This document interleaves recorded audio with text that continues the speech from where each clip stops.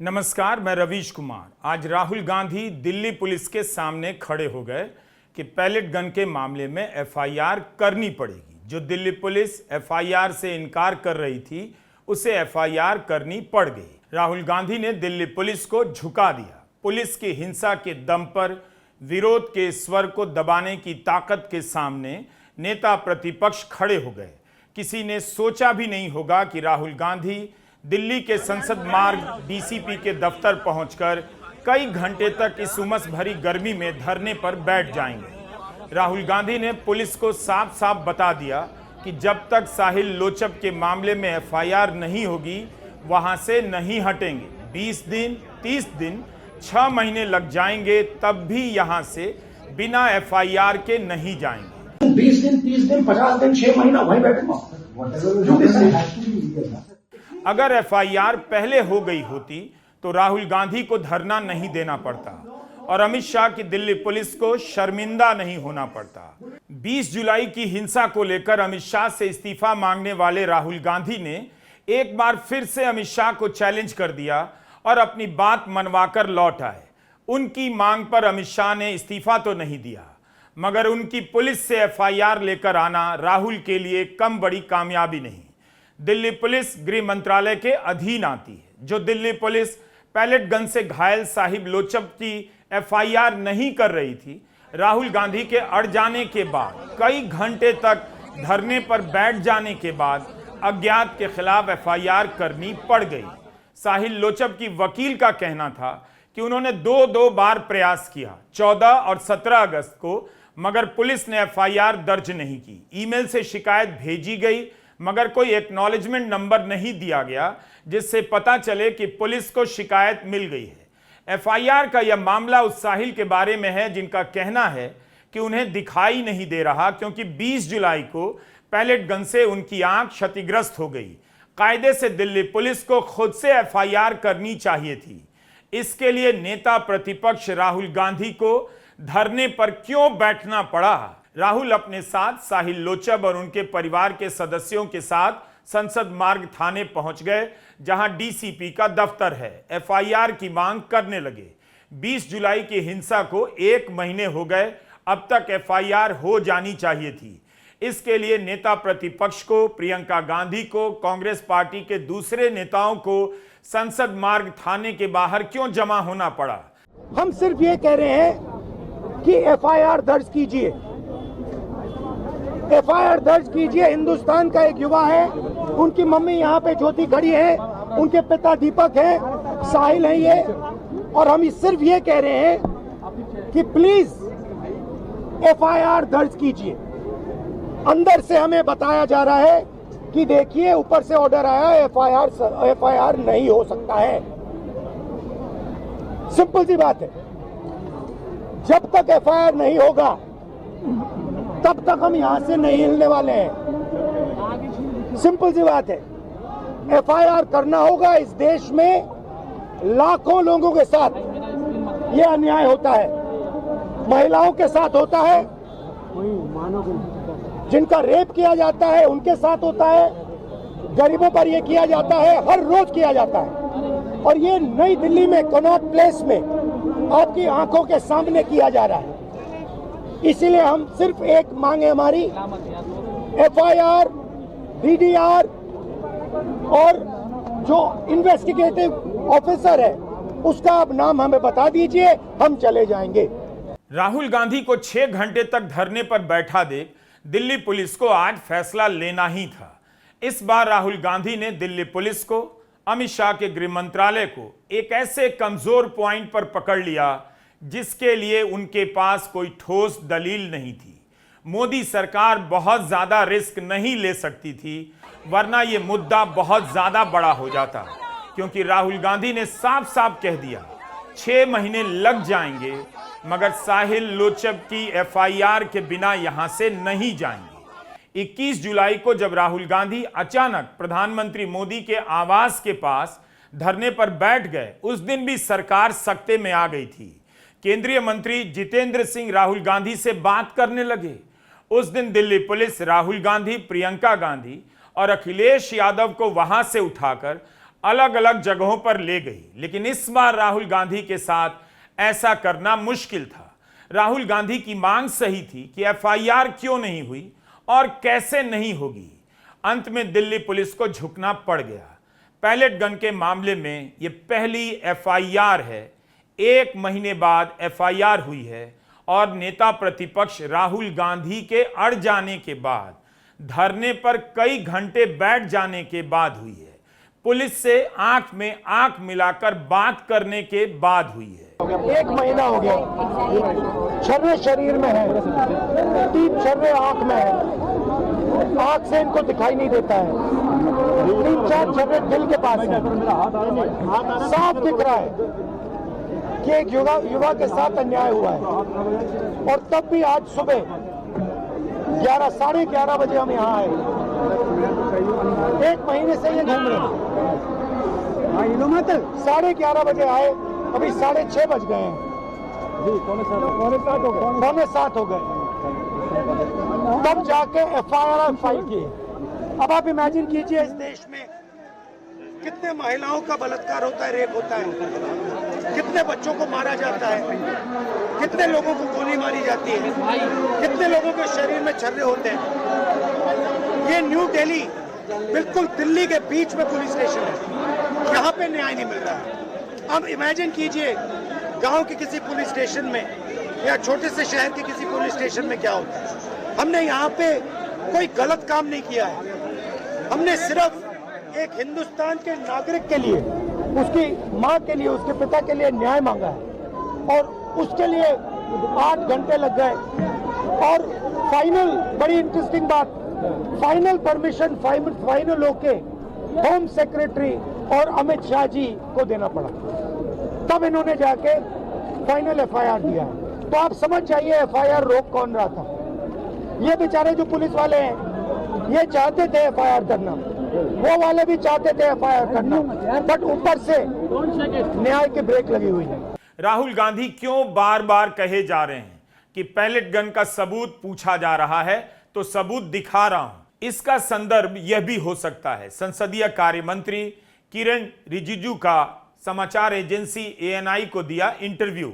जब मंत्री को बताया गया कि बिहार में AK-47 से गोली चली है, तो मंत्री जी कहने लगे, मैं याद दिलाना चाहता हूं कि पुलिस की कार्रवाई में किसी की भी मौत नहीं हुई, किसी की भी हड्डी नहीं टूटी, कोई भी प्रदर्शनकारी अस्पताल में गंभीर चोट के साथ भर्ती नहीं हुआ, जबकि यह बात गलत है। मगर मंत्री जी कहते हैं दिल्ली पुलिस की तारीफ होनी चाहिए। क्या बिहार में AK-47 वाकई नहीं चली? अगर ऐसा है तब फिर सिवान और भोजपुर के SP का तबादला क्यों किया गया? गोली चलाने वाले कांस्टेबल का निलंबन क्यों हुआ? सिवान के DM और SP ने गोली चलाने की बात कैसे स्वीकार कर ली? अगर मंत्री कहेंगे कि किसी की हड्डी नहीं टूटी है, किसी की मौत नहीं हुई है, तो नेता प्रतिपक्ष को क्या करना चाहिए? क्या उन्हें दिखाना नहीं चाहिए कि पैलेट गन का इस्तेमाल हुआ है, साहिल लोचब की आंखें क्षतिग्रस्त हुई हैं? 20 जुलाई को पैलेट गन का प्रयोग हुआ, उसका सबूत क्या है? सबूत ये है, देखिए ये है पैलेट्स, देख लीजिए इनको अच्छी तरह देख लीजिए, ये देखिए ये है पैलेट्स। ये कहां से आए? ये इनके शरीर से आए, दिखाओ, ये इनके यहाँ लगे छर्रे, 200 छर्रे इनके शरीर के अंदर है, 3 छर्रे इनके आंख में है। वो फाइल दिखाओ,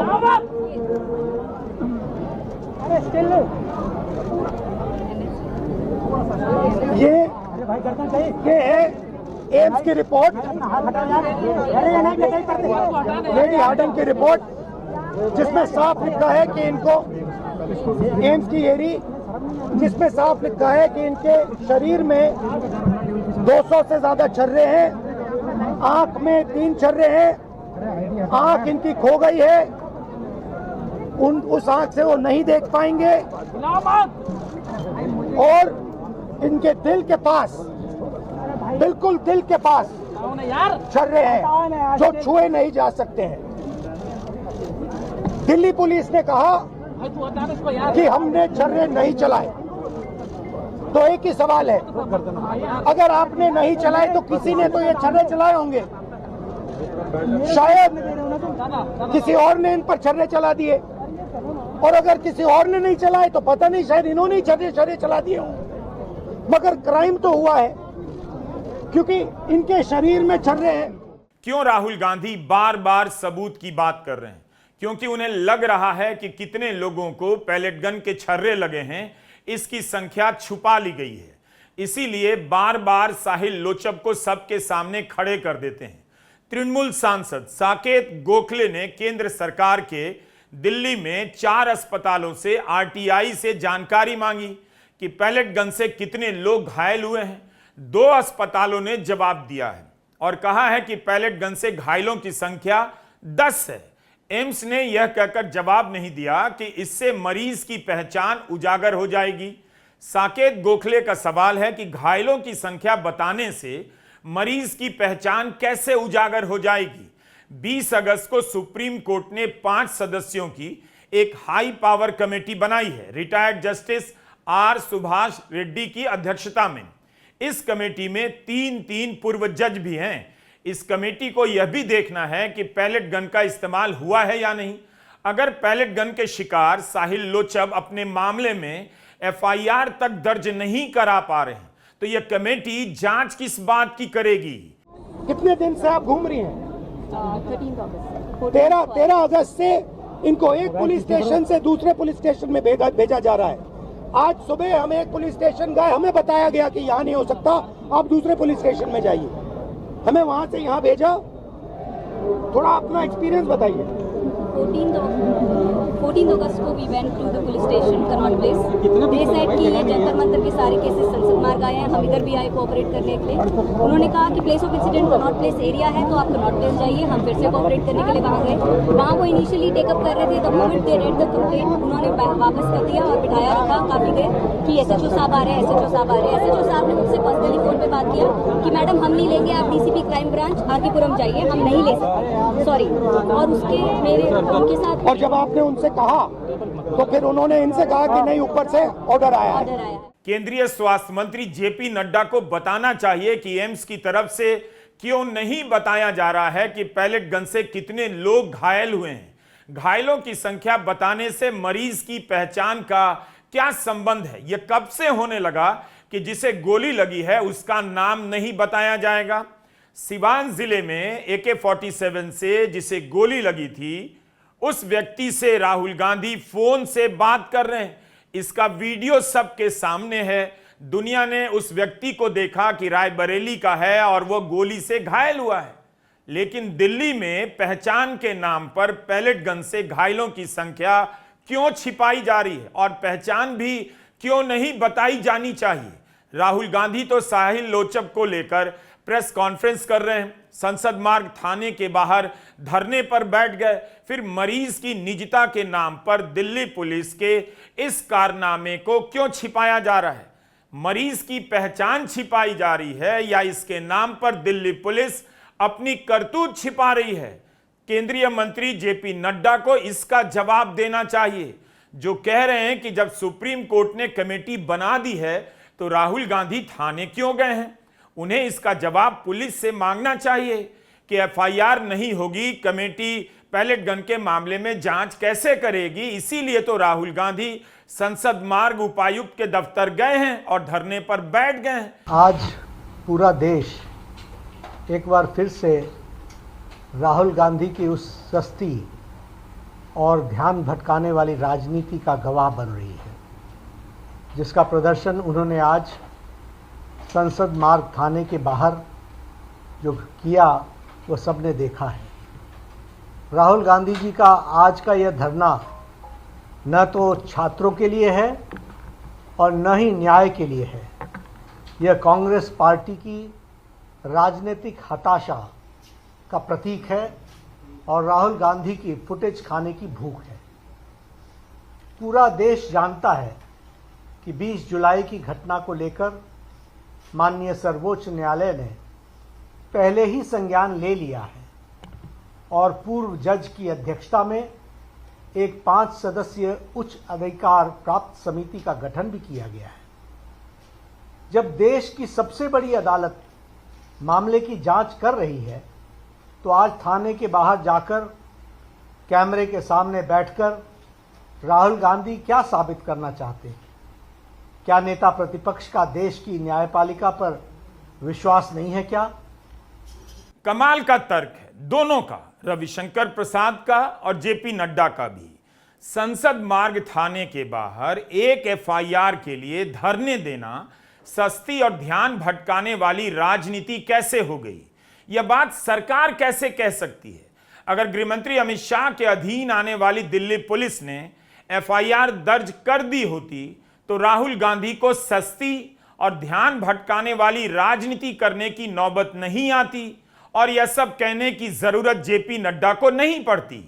सुप्रीम कोर्ट ने हाई पावर कमेटी बना दी है, इसका मतलब कैसे हो गया कि एफआईआर नहीं होगी?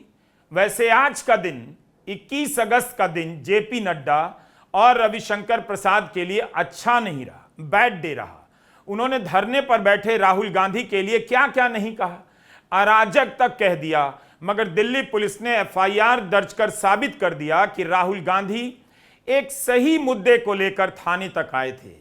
इस मुद्दे को लेकर रविशंकर प्रसाद जाते तो ज्यादा तारीफ हो जाती, मगर रविशंकर प्रसाद और जेपी नड्डा के हिस्से में गलत साबित होना लिखा था। अभी तक दिल्ली पुलिस से लेकर मोदी सरकार के किसी मंत्री ने पैलेट गन के बारे में कुछ भी नहीं कहा है। पैलेट गन के मामले में यह पहली एफआईआर है। नौजवान पिछले कई हफ्तों से इंतजार कर रहा था, देश का नौजवान, कि सदन में गृह मंत्री आएंगे और जवाब देंगे कि हिंसा क्यों हुई, जवाब देंगे पेपर लीक के खिलाफ आंदोलन चल रहा था, शांतिपूर्ण आंदोलन था, अहिंसक आंदोलन था, पैलेट गन्स क्यों चलाई गई, कील लगी हुई लाठियां क्यों चलाई गई, बच्चियों को, यही महाराष्ट्र की एक बच्ची आई थी अभी दिल्ली में, उसको कैसे लाठी से, उसको किस तरह से दुर्व्यवहार किया गया। ये सब सवालों के जवाब नौजवान चाहते थे कि सदन में आके गृह मंत्री दें। नहीं आए, डर गए, भगोड़े की तरह दूम दबाकर भाग गए सदन से। ऐसा कायर गृह मंत्री, हमें तो शर्म आती है ये सोचकर कि वो अपने आप को लौह पुरुष से तुलना करता। कहां सरदार पटेल, कहां ये बौना अमित शाह। खैर छोड़िए इसको। उसके बाद सदन खत्म हुआ, उसके बाद भी इंतजार कर रहा है नौजवान कि एफआईआर होगी, कार्रवाई होगी, पैलेट गन्स जिन्होंने चलाई उनके खिलाफ। कुछ नहीं हुआ। अब तो कम से कम जेपी नड्डा को अमित शाह से जाकर पूछना चाहिए कि एफआईआर क्यों नहीं हुई थी, और उन्होंने राहुल गांधी की आलोचना कर दी। रविशंकर प्रसाद ने अराजक तक कह दिया, उसके बाद एफआईआर कर उन दोनों को क्यों शर्मिंदा किया गया, पूछना चाहिए अमित शाह से। जेपी नड्डा और रविशंकर प्रसाद दोनों ही फंस गए। दिल्ली पुलिस ने एफआईआर कर दोनों को अजीबोगरीब स्थिति में डाल दिया है। साहिल लोचब का मामला राहुल गांधी 24 जुलाई से ही उठा रहे हैं। जब उन्होंने साहिल लोचब के साथ प्रेस कॉन्फ्रेंस की, उनके घावों को देश को दिखाया, तब राहुल गांधी ने कहा कि साहिल की आंख बचेगी या नहीं कह नहीं सकते। 21 अगस्त को साहिल बता रहे हैं कि उनकी आंखों की रोशनी नहीं बची। रविशंकर प्रसाद या जेपी नड्डा को राहुल गांधी का 24 जुलाई का वीडियो देखना चाहिए, फिर अपनी सरकार से हो सके तो, साहस अगर है तो गृहमंत्री अमित शाह से पूछ लेना चाहिए एफआईआर क्यों नहीं हुई। इसको कहते हैं पैलेट गन, इसको कहते हैं पैलेट गन।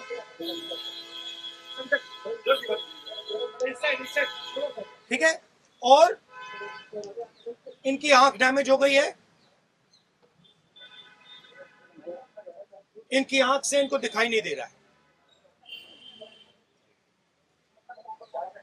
तो ये हमारे फ्यूचर है हिंदुस्तान।